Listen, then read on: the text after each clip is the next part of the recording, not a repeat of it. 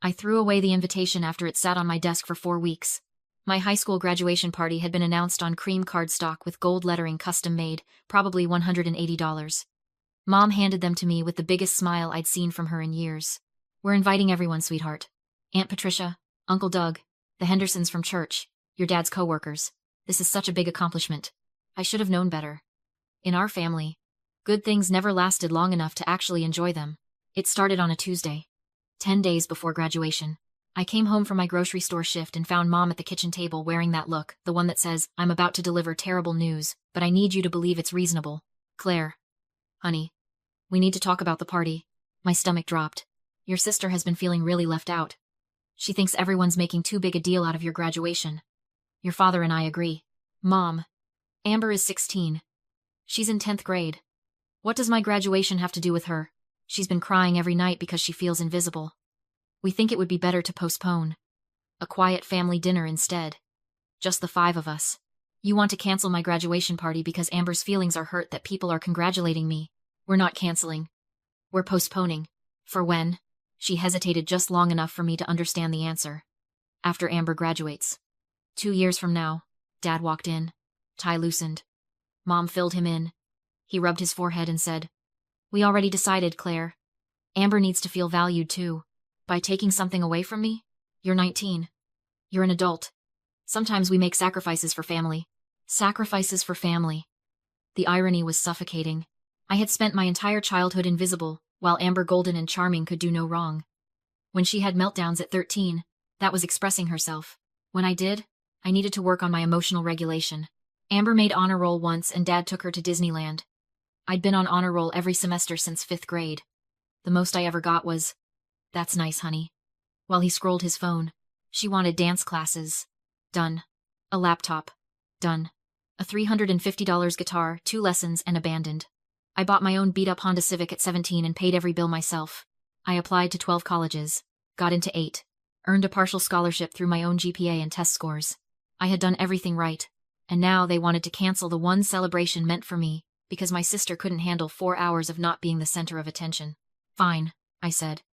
"Cancel the party." Mom smiled. "Thank you, sweetheart. I knew you'd understand." I walked upstairs and locked my door. Then I opened my banking app. I'd been saving since I was 17, every paycheck, every birthday dollar, every cent I could scrape together. I told my parents it was for college. The real reason was simpler. I was saving for my freedom. The balance read $9,154. Not a fortune. But mine. Money they couldn't touch. I opened my laptop and started looking at apartments near Stanford. My phone buzzed. "Aunt Patricia. So excited for your party. So proud of you, honey." I texted. "The party was canceled. Family stuff. But I'd love to see you." She called immediately. I told her everything. She was quiet. Then, "Pack a bag. Meet me at Morrison Street Coffee in 90 minutes. You're 19, they cannot stop you from walking out that door." She was right. I packed 1 duffel bag. Clothes, laptop, and every document I'd need. Birth certificate, social security card, acceptance letters, scholarship paperwork.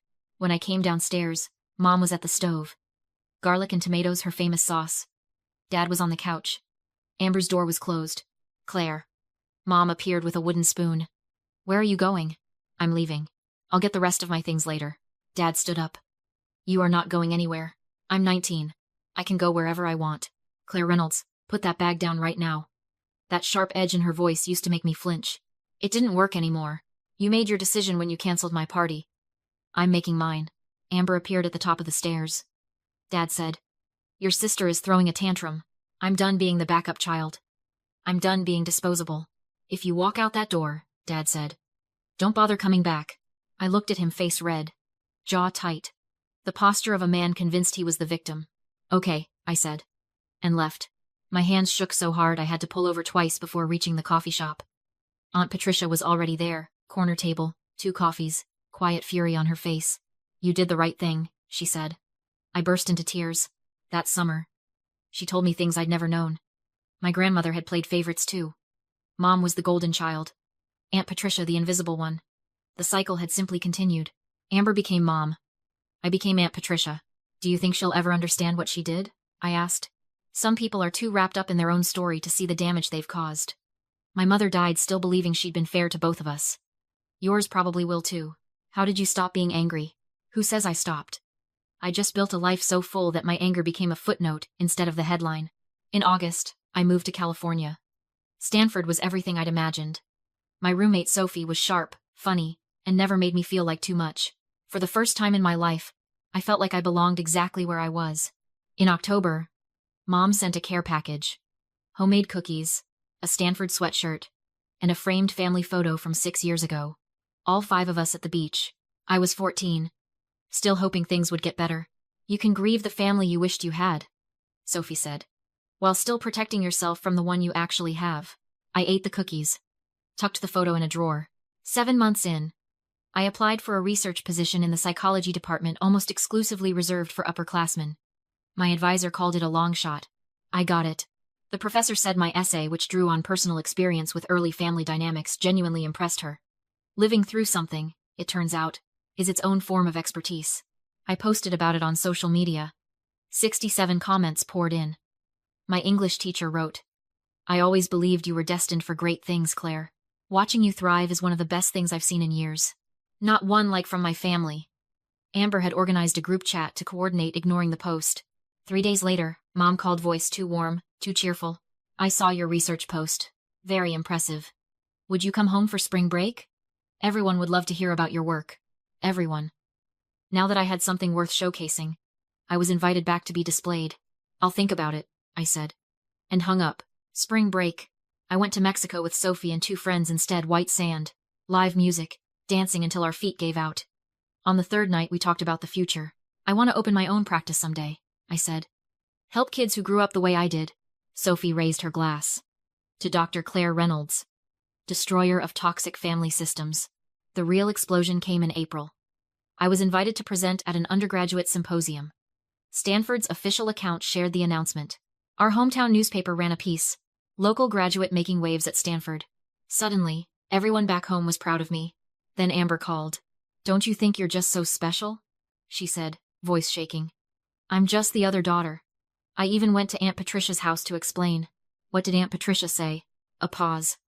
"She hung up on me. Because she knows you're lying. You destroyed this family. I left a family that spent 19 years telling me I didn't matter. There's a difference." Aunt Patricia told me the rest. Amber had shown up with Mom. Mom stood there agreeing with everything, saying I'd always been difficult, that they should have been harder on me. Dad stayed in the car the entire time. Amber then posted a long piece on social media painting me as a daughter who'd abandoned her family without cause, omitting every detail that would explain my choices. It gained traction, until people who actually knew us started speaking up. Former classmates, teachers, family friends who'd watched for years and said nothing until now. My English teacher's comment ended it. "I taught both Reynolds' daughters. Claire earned every opportunity she has received. I'm not surprised she's thriving. I'm surprised she held on as long as she did." Amber's post disappeared within 72 hours. I blocked her number and went back to studying. I finished my first year with a 3.98 gigapascals and a paid lab position waiting. Sophie and I signed a lease on a small off-campus apartment. Ours. Before Aunt Patricia flew home after a July visit, we stopped to collect the last of my childhood things from storage. Ethan met us there, 13 now, taller than I expected, voice already cracking. He hugged me so hard I could barely breathe. We had lunch, just the 3 of us. He talked non-stop. He barely mentioned our parents, and somehow that told me everything. "Will you ever come back?" he asked, pushing fries around his plate. "Not to live. But you can always come stay with me." He smiled. "Somebody in this family has to turn out okay." We were loading the last boxes when Mom's SUV pulled into the lot. She walked toward me carefully, like she was afraid I'd run. She looked older, more tired. "Can we please talk?" "Just a few minutes." Aunt Patricia squeezed my shoulder. "You don't have to." 10 minutes, I told my mom. We stepped away. She twisted her wedding ring, the nervous habit she'd had my whole life. "I'm proud of you," she said. "You're doing remarkable things." I had waited my entire childhood to hear those words. They felt hollow. "Did you come to apologize?" She flinched. "We miss you. It's not the same without you." "That's not an apology. We made mistakes with the party." "You didn't make a mistake. You made a decision. One of many. Over 19 years. That told me exactly where I stood. I did the best I could. Your best wasn't good enough. And I'm not going to keep pretending it was." She wiped her eyes. "Are you going to cut us off forever?" "I'm going to live my life. If you want to be part of it, You know what it would take. I walked back to the car. Ethan was crying softly. Aunt Patricia had her arm around him. Let's go, I said. We drove away. I didn't look back. People always ask if I regret leaving. If it was worth it. Here's what I know. You can miss the idea of a family while accepting the reality of the one you have. You can grieve parents who are still alive. You can love someone and still recognize that staying is costing you things you can't afford. Your sense of self. Your ambition. Your belief that you deserve good things. I didn't leave because I stopped loving them. I left because I finally started loving myself. Today, in a lab at Stanford, doing research that will one day help children who grew up feeling invisible taught that their needs mattered less, that they had to earn the right to exist in their own families. I am more certain than ever. I made the right choice. Some will say I was selfish. That family is family, no matter what. To those people, I have one question.